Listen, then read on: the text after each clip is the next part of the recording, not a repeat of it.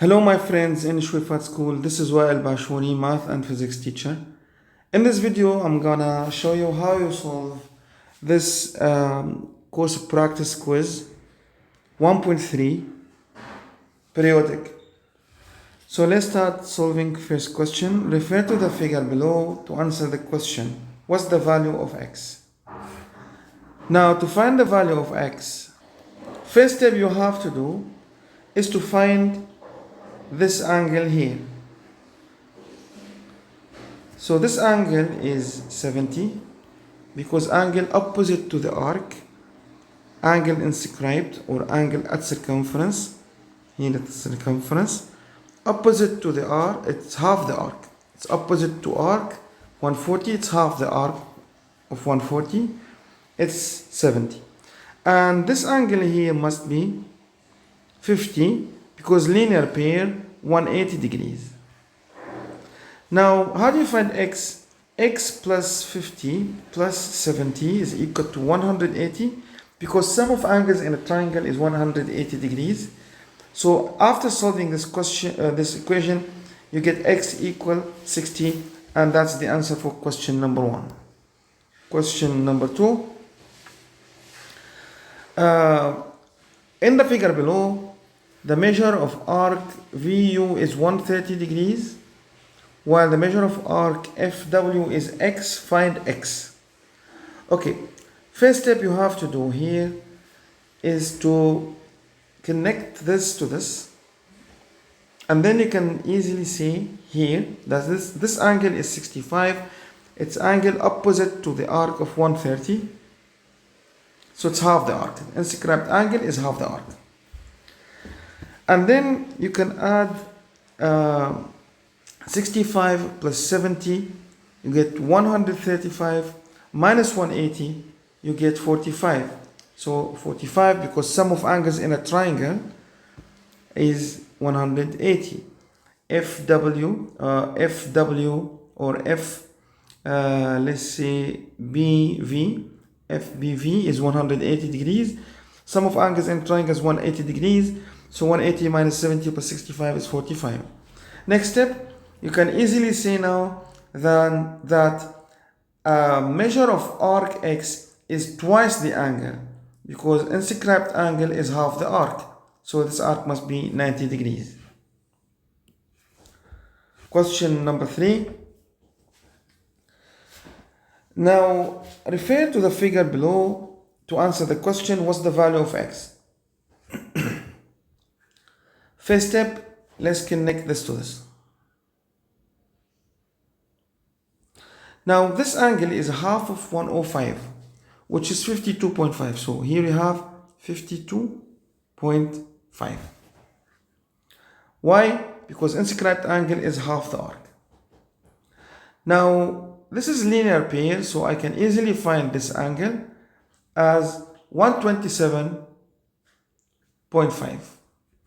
Because angles on a linear pair add up to 180 degrees. So if one of them is 52.5, the other is 127.5. Let's clarify it better. 1 second. So here, I repeat again one more time. I connect this to this. This is 52.5 and this is 127.5. Okay, now you add 45 plus 127.5, subtract from 180, you get this angle here, which is 7.5. Last step, the arc opposite to 7.5 is twice it, so x must be 7.5 times 2, which is 15. So the arc will be 15. Now question number 4. Here you are given this figure below, find the value of x. So first step, this angle is at tangent, angle at tangent is half the arc. So if this angle is 55, the arc will be 110. And then this angle here is 75. The arc opposite to it must be 150 because inscribed angle is half the arc. Then we have to do 360 minus both of these arcs, because the whole arc of the circle is 360. So 360 minus 150 plus 110 will be 100, which means this arc here is 100. Now, if this arc is 100, this means angle at tangent here, it's opposite to the arc, it's half the arc, it will be 50. Like this, we can easily find now angle x, because here we have linear pair 180, so x must be 130. Question number 5. Here you can see directly x is equal to half the arc, and 75 is half the arc also, so x equals 75. Question number 6. Here you have the vertex of the isosceles triangle is 48.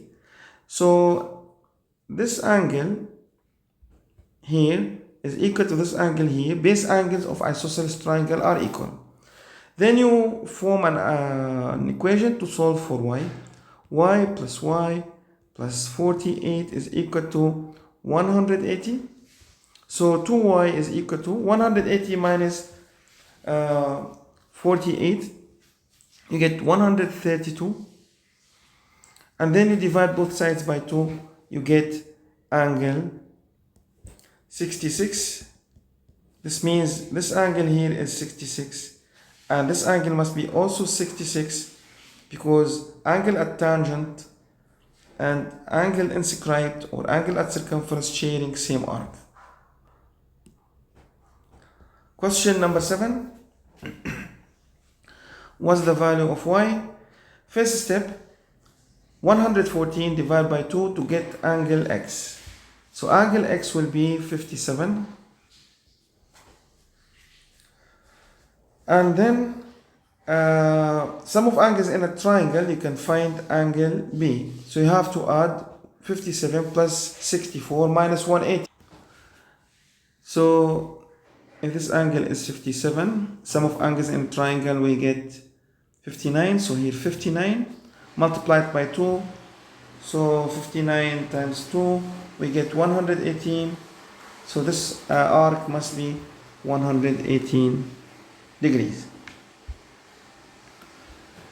Next question, number 8. This is called cyclic quadrilateral. In a cyclic quadrilateral, means 4 points on the circle, connect between them, you get cyclic quadrilateral. In a cyclic quadrilateral, opposite angles must be 180 degrees. So we can conclude that angle y is 110. And then we do the same thing with the other two angles to get the value of x. So now we say 62 plus x plus y is equal to 180 degrees. And we know that y is 110. So 62 plus x plus 110 is equal to 180 degrees. Now x will be 180 minus 110 minus 62. So 180 minus 110 minus 62 would be 8. So x must be 8. X equal 8. So you write 8 here, and that is the answer. Question number 9 now. Also, what's the value of x? First step, this angle must be 90 degrees. It's half the arc. The arc here is 180 because half the circle. Angle in semicircle is 90 degrees. And then sum of angles in a triangle to find angle V here. So this will be 40 because 90 plus 50, then subtract from 180, you get 40. The arc opposite this angle must be twice it, so 80. So the answer must be 80 degrees. Inscribed angle is half the arc. Question number 10. First step, this is angle at tangent and this is angle at circumference, or inscribed. It must be equal because they must be equal because they have the same arc here, as you can see. So this is 68. And because the triangle is isosceles triangle, so this must be also 68. Now, in order to find angle A, we can say A plus 68 plus 68 is equal to 180. A is equal to 44 after solving this equation. So here you have 44 multiplied by 2, you get Y must be 88 because angle opposite to inscribed angle is half the arc. Question number 11. Here, first step, you have to say that this angle must be 110 because it's linear pair with 70. Next step, you have to find angle Q. So here you form the equation Q plus 110 plus 25 is equal to 180 because sum of angles in a triangle is 180. Then to solve this equation, you have to subtract 180 minus 110 minus 25. So Q is equal to 45. So if this is 45, the arc opposite to it will be 90. So X must be 90. Now last question. Here you have two parts A and B. For part A, to find angle X, I will connect this angle to this point. And like this, I can see easily here that 64 divided by 2 is 32. And if this is 32, this angle is linear pair with 32. So 180 minus 32, 148. So here I can write 148. And then this angle here, angle K, must be 10 degrees. It's half the arc, half of 20. So angle inscribed is half the arc. Then what we have to do is sum of angles in a triangle is 180. So 180 minus 10 and then minus 148 to get 22. So angle X is equal to 22. Now for part B, here you have